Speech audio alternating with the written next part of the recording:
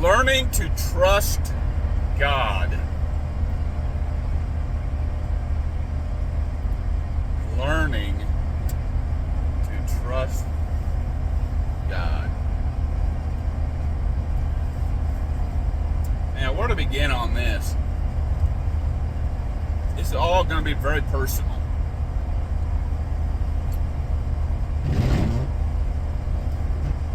I already feel me wanting to cry.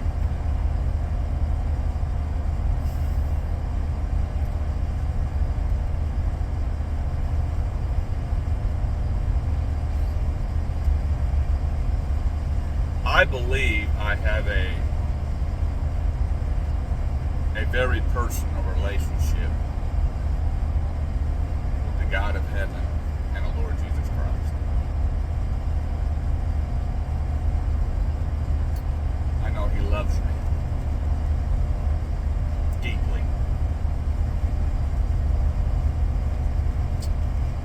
More now than ever.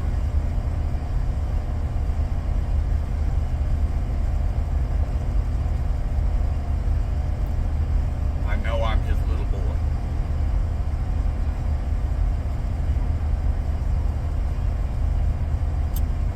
And He wants to bless me. He has blessed me. I am a blessed man.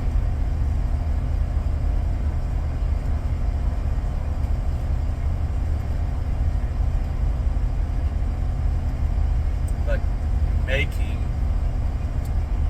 a lot of mistakes, a lot of selfish, prideful, angry, lazy mistakes, sins, has cost me dearly.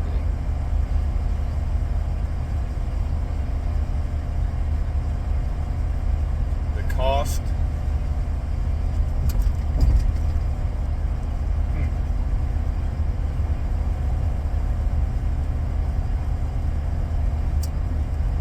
the bill came due over 9 years ago.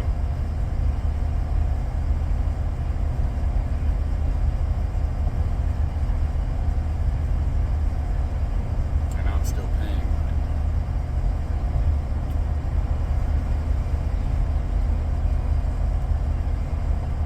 My dear wife had had enough. She took off, took the kids.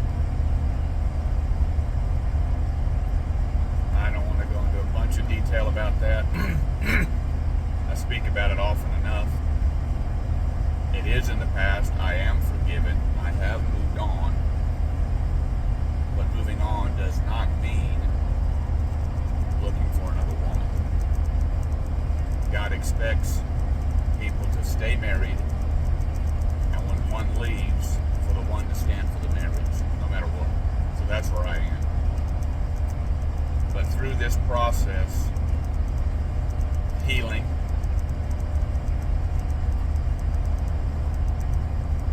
of owning up to my sin, not blaming her, not blaming anybody else, asking forgiveness to those I hurt, forgiving those friends and family that hurt me, and learning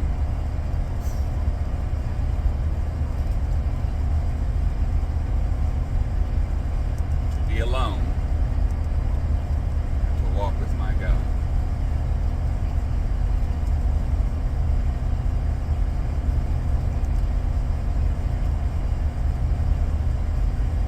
A shepherd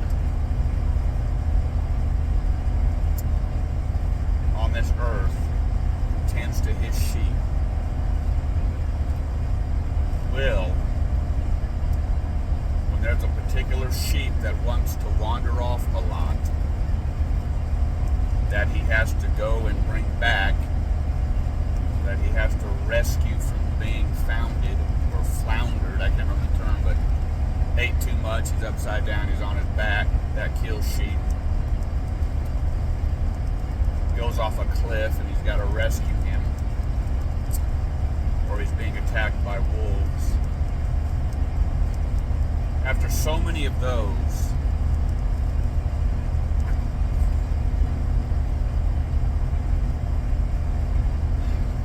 That shepherd will break that sheep's leg purposely.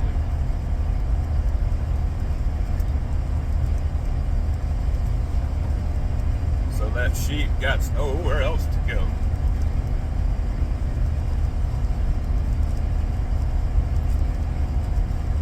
But to stay right next to a shepherd.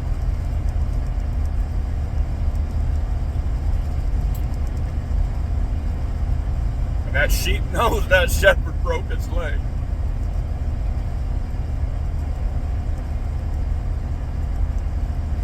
But he also knows that shepherd has bound up that leg and is tending to that leg every day. And that sheep gets to eat from the shepherd's hand.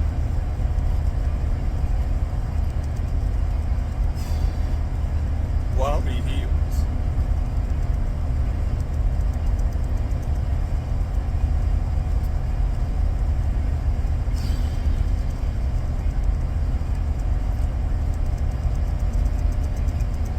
And when it's all said and done,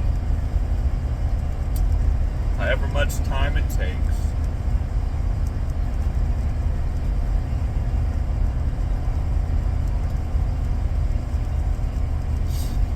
all healed up,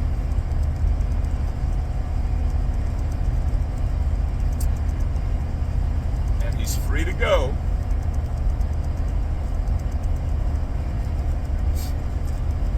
He never wants to leave the shepherd's side.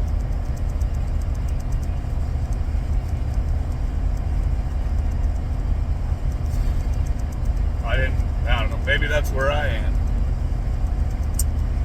I didn't know where this video was going to go. Just trying to follow my shepherd's voice.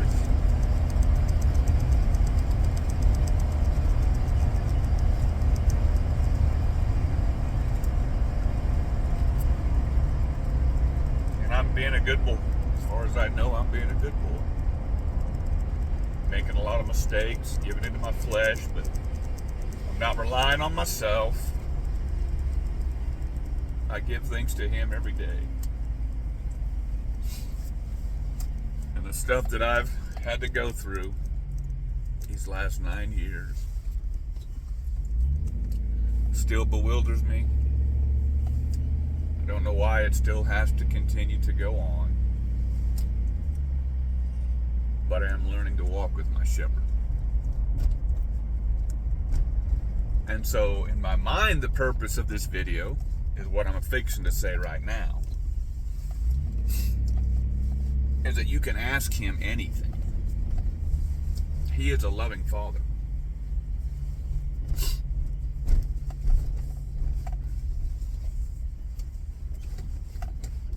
And he has a purpose for your life, and he has a desire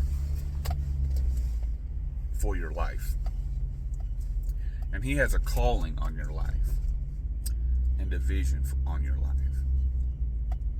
But in his providence, he knows there's a lot of foolishness in you, in me.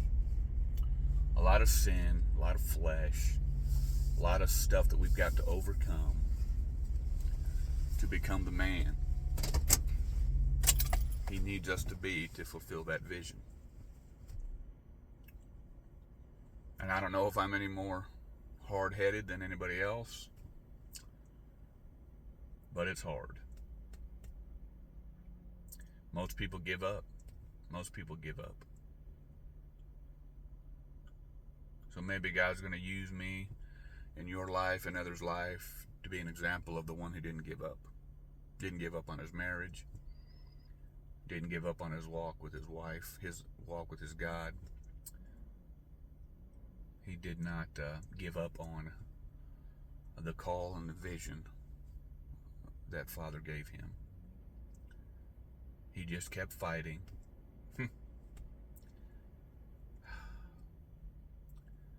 He kept getting up every day. read his Bible, prayed, not as a ritual sometimes, but just to please his Father and to get to know his will.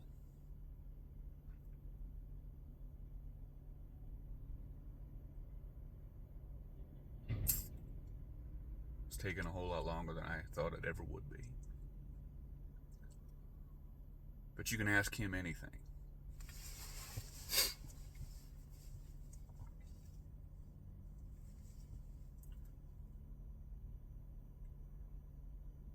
Never quit loving my wife and my children. And I manned up. Even though my wife was not doing right and is not doing right by staying away from the marriage. She moved 3 or 4 times. So I had to move 3 or 4 times. Not chasing my wife, not being like a whipped pup. Just being a man. To be available, even though she may not have wanted me around. I mean, we're on good terms. It's not a bad thing, but I needed to be available for her and available for my children. So another move is possibly fixing to happen, and this is what probably spawned this video. Is that you can ask God anything.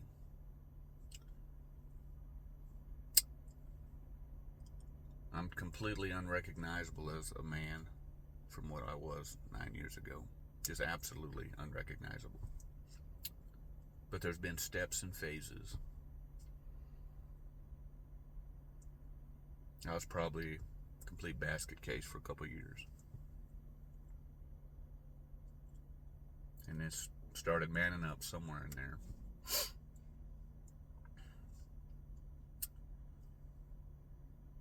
I don't know. 4 or 5 years ago, just took another step forward. Manned up again. Last 2 years, a whole lot more. The last year, it's like every time I do it, it's almost double the effort, double the step that I take.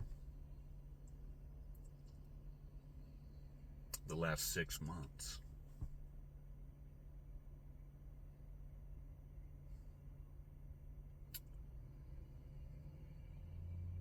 the last 4 months, the last 2 months, the last month, I just, by His grace, I keep moving forward and growing, seeking His face. Getting knocked down, but getting back up. The righteous man falleth 7 times, but gets back up. It's not a matter of how many times you fall. It's a matter of how many times you get up. So you can ask God anything. So as He continues to increase my vision, it's almost more than I can bear. The vision He's given me for my life, my ministry, my family, and my business.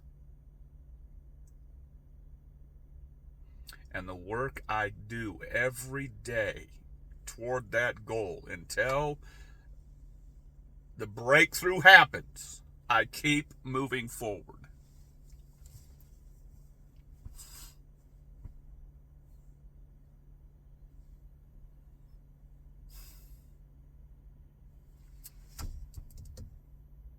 So my wife moved out here. It's a very expensive valley to live in. It's just everything's 3 and 4 times more expensive to live. To take care of her dad, and her dad died about 3 or 4 months ago. So why is she still here? Well, she's got a good situation living on a ranch where her sister and brother-in-law run. So cheap rent compared to the area by far.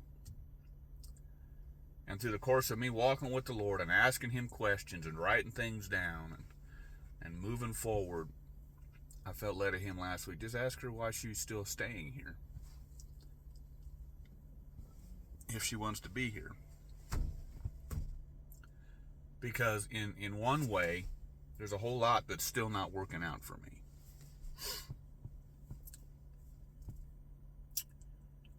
And so I had an opportunity to pick my son up from school yesterday, take him to the dentist, spend a few hours with him, and meet her there. And dag nabbit, she looks so stinking gorgeous. If I didn't know better, I think she got dolled up for me. But we just, nice, you know. And while we're sitting there waiting on my son, they're working on his braces. She just tells me, I'm just letting you know that when that gig gets up, I'm out of here. Meaning that if that ranch sells, because they've got it up for sale and they're selling it off bit by bit, she says, I'm out of here. I'm not living here. I can't live here. It's too expensive. And I told her, I said, well, it's funny that you said that, because I wasn't thinking this week to actually ask you. So she don't know where she'd go or whatnot, but here, I know, I'm just dragging on and on. I hope I'm helping you. I do not want to live here. I don't wake up every day in hate and frustration that I have to live here. But there's no desire in my life, in my heart, to stay in this valley. None. Even if I make a bunch of money, which I'm going to. God has told me, so I'm going to. And the expenses of living here won't be an issue. But I do not want to live in this valley. It's not my cup of tea. I just, for whatever reason, how God made me, I don't want to be here.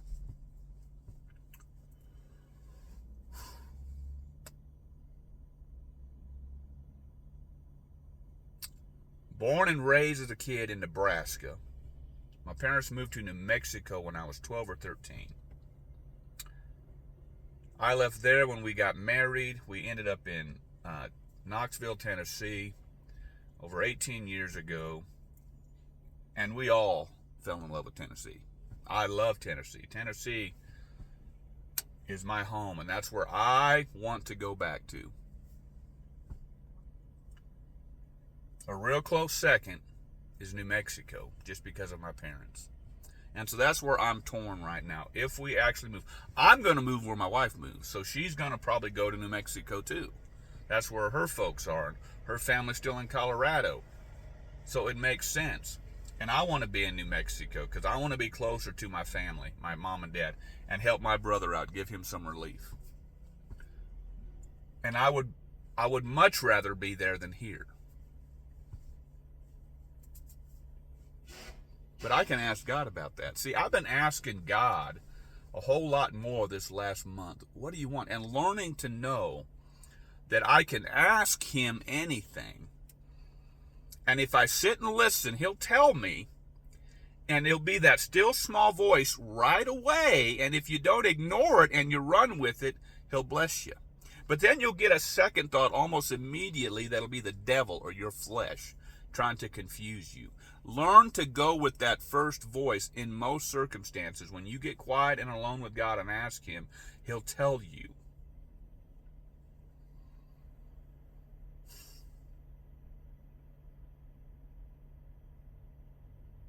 And I'm still learning it. I'm still learning it because our flesh is tricky and that devil is tricky. But I asked God driving out here before I did this video, which might have prompted me to do the video. I just said, God, where do you want me? Because it's not working here. The visions keep coming. The desires keep growing. But it's not working here. And so instead of me thinking, well, the marketing is not working and the jobs are not working in general, maybe they're not working because he don't want it to work here. He don't want me to drive my stakes down too far here.